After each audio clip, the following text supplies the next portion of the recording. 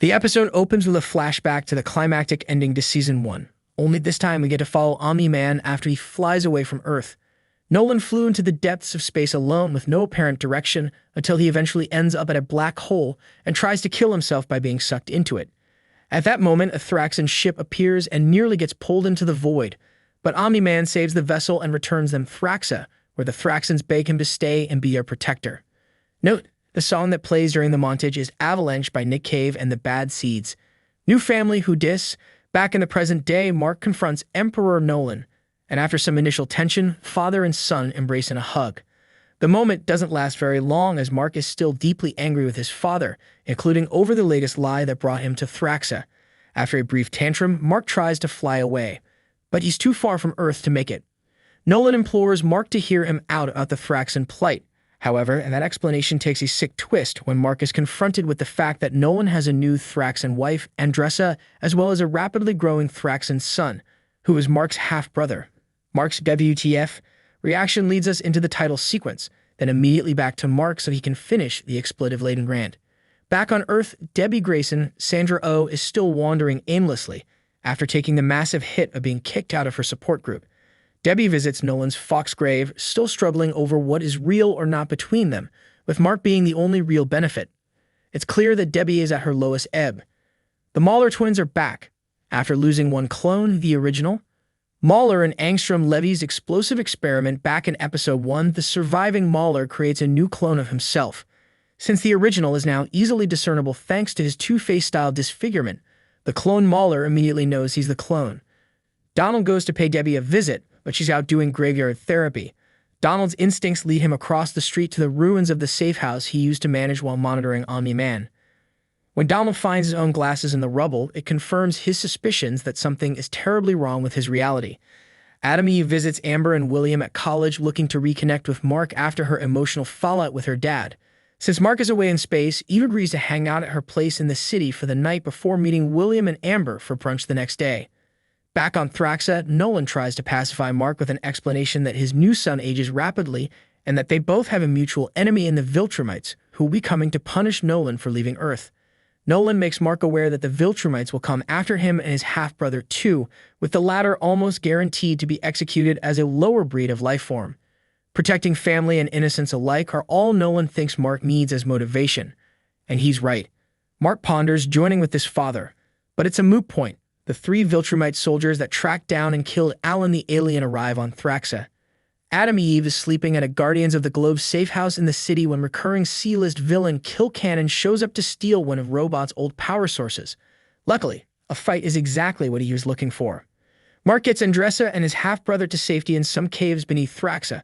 He learns that the average Thraxan lifespan is only 1 Earth year, though his half-brother is aging at a slower pace than that.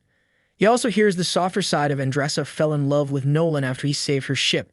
They make enough of a connection that when the largest Viltrumite soldier, Lucan, shows up, Mark battles to protect his dad's new family.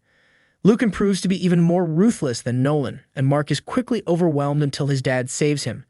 Nolan and Lucan have a savage tussle that ends with Nolan disemboweling him with a karat chop and running him through with a stalagmite for good measure. Omni-Man and Invincible regroup and prepare to fight the other two soldiers. Eve battles Kill Cannon on a bridge, but things go awry when the arrogant young heroine lets a car with 2 elderly bystanders fall off the bridge. Eve dives in and saves them, but they still end up severely injured. Eve can't handle another case of her hero work going wrong and is left in emotional crisis. At home, Debbie is going through the catharsis of pulling photos out of her family albums when she's visited by hero costume designer Art Rosenbaum, Mark Hamill. A photo of Mark riding a bike makes Debbie recall how Nolan flew off to save someone during the riding lesson, while she actually succeeded in teaching Mark to ride.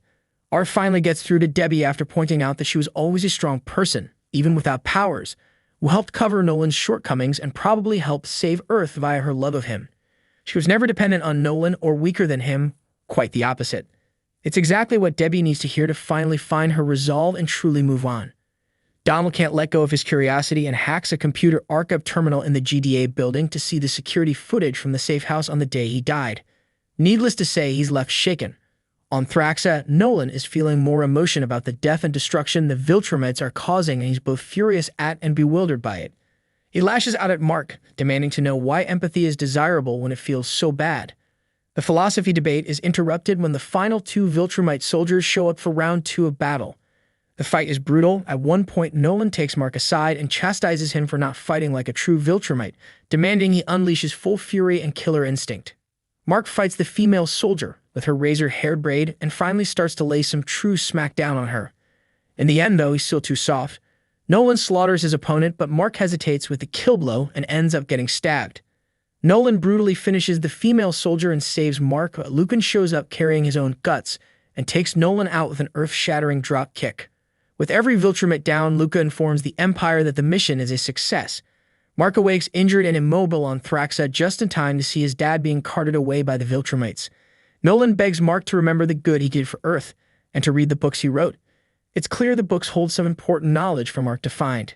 An ending montage plays, set to the tune of I Am Yesterday, eases some cliffhanger endings for Donald, Eve, and Debbie.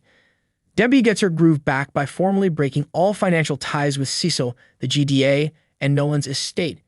She puts Nolan's belongings out on the curb for pickup, including his collection of novels.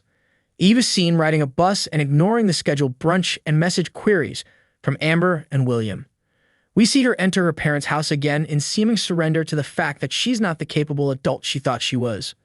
Donald goes into the bathroom of the GDA and takes the drastic step of cutting into his own arm with a knife like a scene out of Terminator. At first, the pain and blood confirm his humanity. However, when he looks at the knife, the tip is impossibly bent. Donald realizes he's not quite human, but Cecil's sudden beck and call over comms just quickly gets him back on the job. Mark is visited by Viltrumite General Craig, Clancy Brown. Craig says the victory in battle has earned Mark a chance to be part of the Viltrumite Empire. When Mark starts to refuse, Craig brutally and concisely explains that Nolan is going to be executed for desertion, and Mark is now the new Viltrumite agent in charge of preparing Earth for peaceful conquest. If he does not, the Viltrumites will come to Earth and wipe out billions of humans. Mark is wished good luck and left bleeding into the Thraxan soil. The end credits scene sees the two-faced Mauler betrayed and poisoned by the clone. Apparently, physical proof that there's an original is a deal-breaker, and the clone stands over his dead twin, exclaiming that sometimes things are the way they are for a good ***** reason.